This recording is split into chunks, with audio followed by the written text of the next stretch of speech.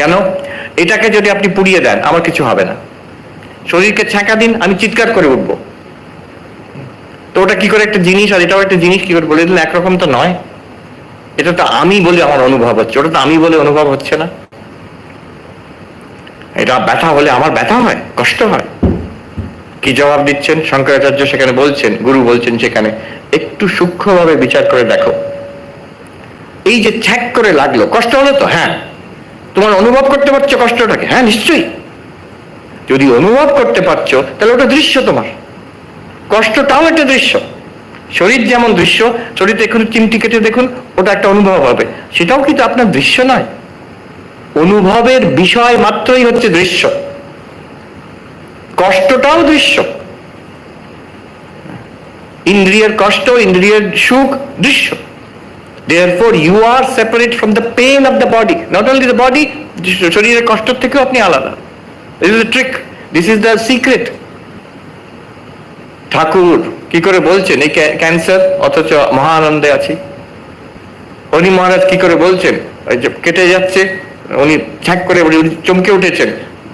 Doctor জিজ্ঞেস করছে আপনি কালকে অপারেশন হলো, আপনি নির্বিকার বসছিলেন, আজকে আপনি যদি ব্যান্ডেজটা চেঞ্জ করছি, ড্রেসিং করছি, আপনি চিৎকার করে উঠলেন, কি ব্যাপার?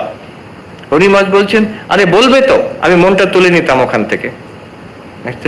মনটা তুলে নিতাম মানে আমি পরিষ্কার এই ধারণা করতাম আমি ওটা নই। নর্মাল ব্যবহারিক জগতে যখন জীবন মুক্ত আমাদের মতন আছেন, আমাদের মতনই ব্যবহারটা, শরীরটাকে ব্যবহার করছেন, কিন্তু পরিষ্কার জানেন শরীরটা দৃশ্য মাত্র, আমি নই। মনটাও দৃশ্য, আমার যে অনুভব হচ্ছে যে বিষয়গুলো, কষ্ট সুখ, এগুলো দৃশ্য, পরিষ্কার জানেন। হরি মহারাজ সেখানে নোট, ঠাকুর এবং হরি মহারাজ তারা কিন্তু ধ্যানস্থ সমাধিস্থ হয়ে বলছেন না যে আমার কোনো অনুভব নেই। তারা একদম সজ্ঞানে জাগ্রত অবস্থায় আছেন, অথচ বলছেন আমি কিন্তু মহানন্দে আছি। কষ্ট বোধ হচ্ছে অথচ মহানন্দে আছেন, কি করে? আচ্ছা, এই শরীরটাও একটা দৃশ্য, আমি দ্রষ্টা, আমি শরীর নই। আবার ভেবে দেখুন জড় আর চেতন, আমি কয়েকটা আর্গুমেন্ট দিচ্ছি এখানে। জড় আর চেতন, আমি তো চেতন, যেটাকে আমি অনুভব করি সেটা জড়, এটাকে অনুভব করছি এটা জড়, এই কাপড়টাকে আমি অনুভব করি এটা জড়, শরীরটাকে অনুভব করছি, অতএব শরীরও জড়। কেন? আমার অনুভবের বিষয়, এটাই তো নিয়ম। যা অনুভবের বিষয়, চেতন যেটাকে অনুভব করে সেটার ডেফিনিশন হচ্ছে জড়। যে অনুভব করে সে চেতন। আমি শরীরটাকে অনুভব করছি, আমি চেতন, শরীর জড়। না না না, শরীরটাও তো চেতন। আচ্ছা, শরীর কি আমাকে অনুভব করে? আমি যখন হাতটাকে দেখছি, এটা আমার হাত, আমি অনুভব করছি, হাতটা কি বলছে হ্যাঁ গো মহারাজ আমি আপনাকে অনুভব করছি? হাত কখনো বলে এই যে অনেকদিন পরে আমার সঙ্গে কথা বললেন? না। এই হাত, ওই হাত, এই শরীর সবকিছু it's an object of my experience, এটা জড়। আর আমি চেতন। জড় আর চেতন কখনো এক হয় না। শরীর যেহেতু জড়, আমি চেতন, আমি শরীর হতে পারি না। তাহলে দেখুন তিনটে আমি আর্গুমেন্ট দিলাম, সবিকারত্বাৎ, দৃশ্যত্বাৎ, জড়ত্বাৎ, নাহম দেহ। আরো এরকম আর্গুমেন্ট, আরো 5-6টা আমি 4-5টা দিয়ে দিতে পারি। কারণ এগুলো আর্গুমেন্ট দুটো লেভেলে ইউজ করতে হবে। একটা হচ্ছে বুদ্ধিকে বোঝানোর জন্য, যাচ্ছে একটা সম্ভাবনা আছে যে আমি এই শরীর নই, বাট শুধু বুদ্ধির স্তরে নয়, এটা দেখতে হবে as a fact, actually I am not this body. যেমন আমি আপনার সামনে দাঁড়িয়ে আছি, এটা একটা যুক্তি নয়, এটা ফ্যাক্ট। আপনি ওখানে বসে আছেন, এটা কোনো যুক্তি নয়, it's a fact, it's not theory. ঠিক তেমনই দেখতে হবে, যেহেতু এটা সবিকারী, এটা যেহেতু দৃশ্য, যেহেতু এটা জড়, অতএব আমি এটা হতে পারি না, ইটস আ ফ্যাক্ট। আচ্ছা, মন আরেকটু এগিয়ে যাই। আমি তো মন। অনেকে বলবে হ্যাঁ আমি কখনো বলছি না যে আমি শরীর, আসলে আমি বলতে চাই আমি হচ্ছি একটা পার্সন, একটা মন, একটা চেতন জীব। শরীরের ভেতরে আছে কি শরীর, embodied being. I am a mind which is embodied.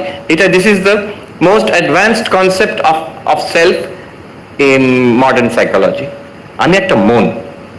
কিন্তু একই ক্রাইটেরিয়ান, এক বিচার করুন মনের ওপরে। মন কি পরিবর্তন হয়? অবশ্যই। সবাই কেউ হাসছে, সকাল থেকে রাত অব্দি, এই এখন অব্দি, এই একটা দিনের মধ্যে কতবার পরিবর্তন হয়েছে।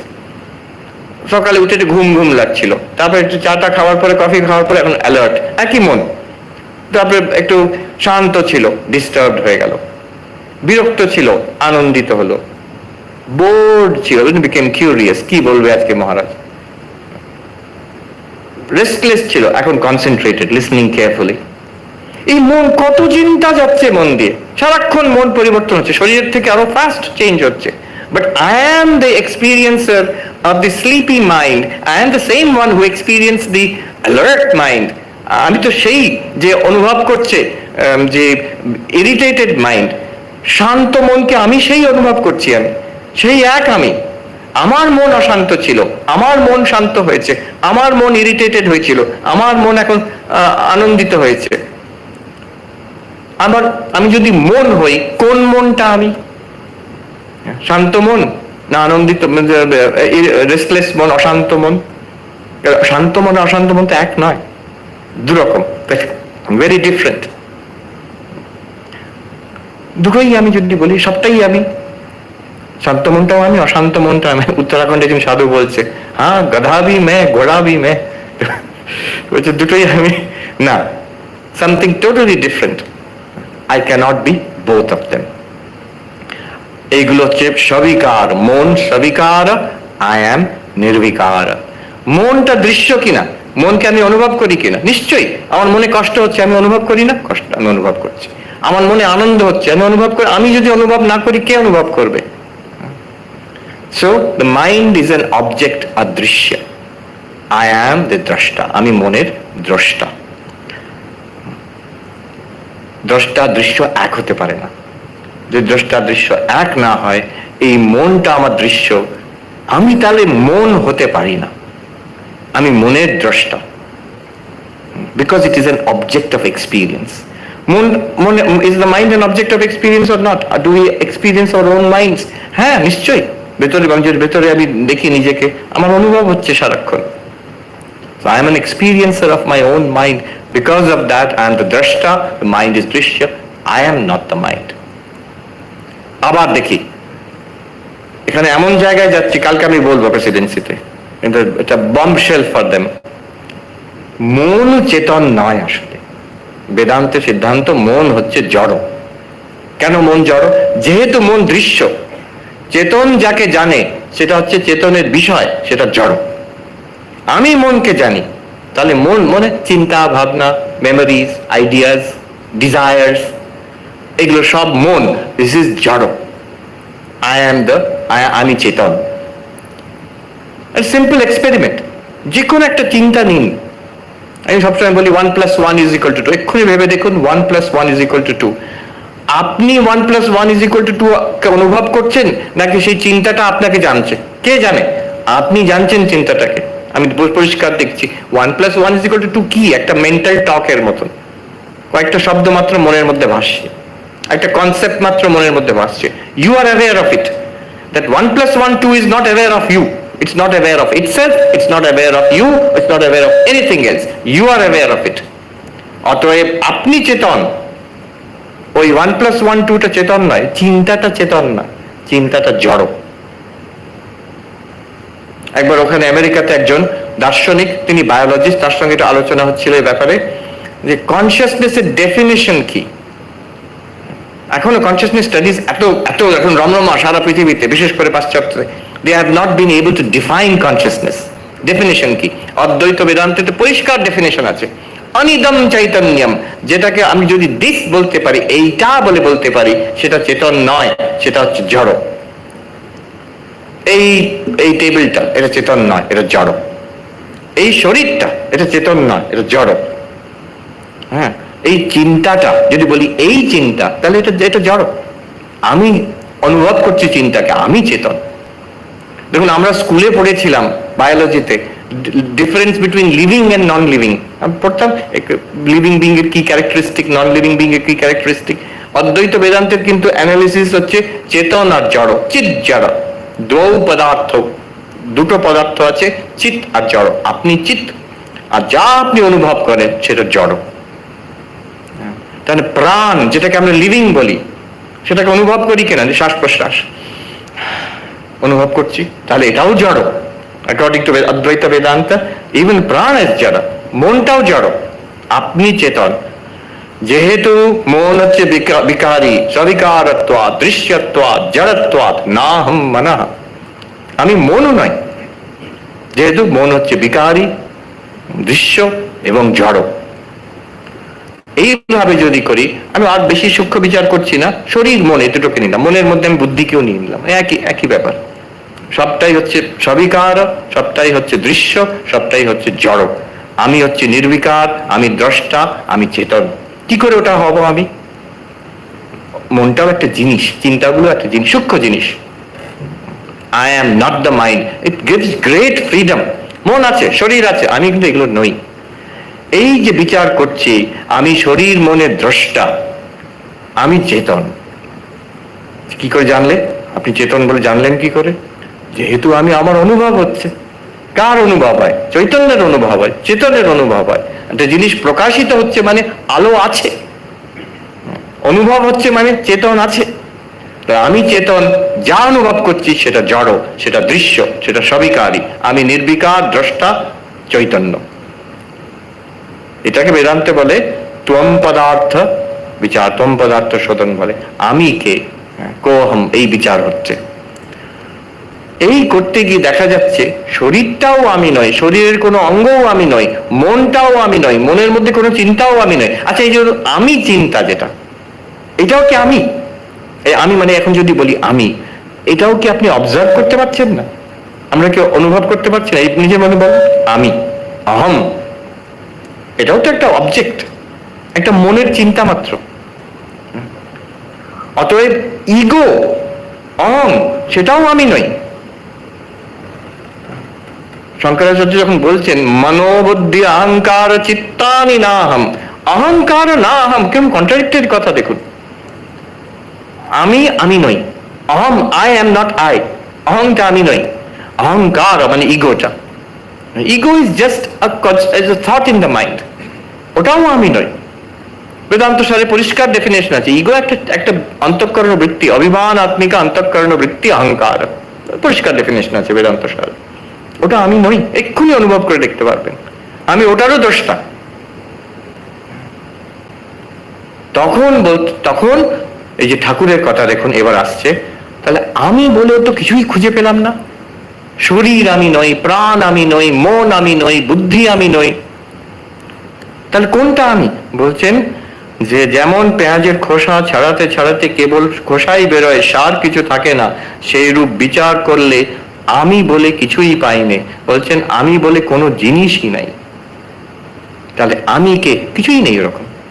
এইখানে যদি আটকে যান, এখানে যদি বন্ধ করে দেন, এটা হয়ে যাবে শূন্যবাদ বৌদ্ধ দর্শন।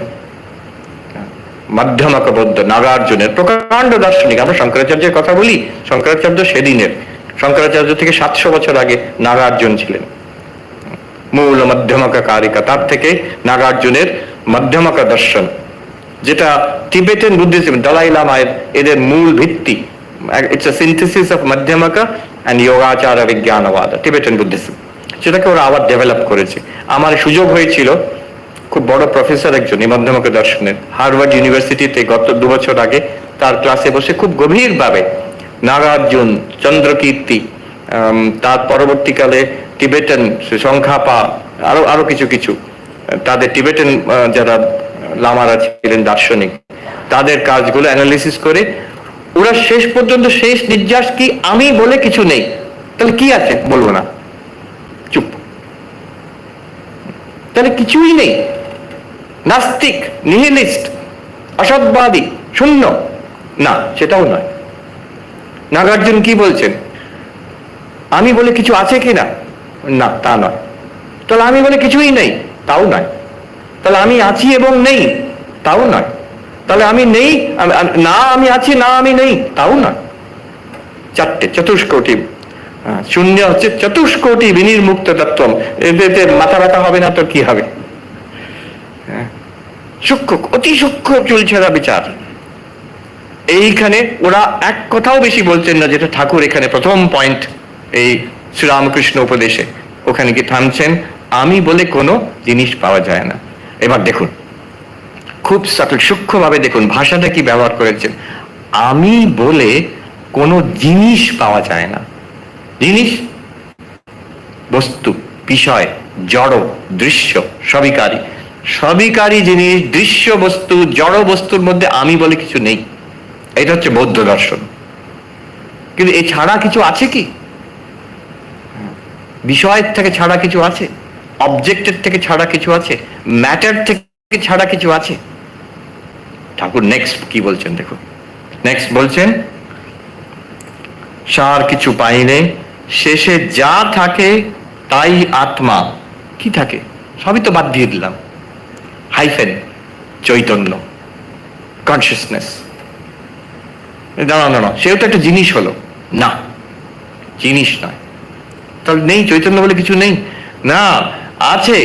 ইট is the reality to which the entire material order appears. এটা কেমন জানেন? যে সোনা দিয়ে গয়না তৈরি হয়েছে, সোনা দিয়ে গয়না তৈরি হয়েছে। এই হার, আংটি, নুপুর সোনা দিয়ে তৈরি। এখন কেউ যদি বলে যে হার, আংটি, নুপুর তো বেশ, কিন্তু আসল বস্তু হচ্ছে সোনা, তখন যদি কেউ জানে না সোনাটা কি, যদি কেউ ভাবে যে ও আচ্ছা আরেক রকমের গয়না আছে সোনা, হার, নুপুর, আংটি আর সোনা বলে একটা গয়না আছে, যদি খুঁজতে বেরিয়ে যায় পাবে সোনা? খুঁজে পাবে না। সে যদি হারটাকেই সোনা বলে ভেবে থাকে, তখন নুপুর আর আংটিটাকে বলবে এটা তো সোনা নয়। আর হারটা যখন কেউ স্বর্ণকার তাকে গলিয়ে তরল করে অন্য কিছু করে দেয়, বলবে সোনা চলে গেল। না, হারের নাম রূপটা চলে গেছে, সোনা যায়নি। সোনা সেই তরল রূপে আছে, সোনা হয়তো অন্য রূপে আছে। The reality is not an object.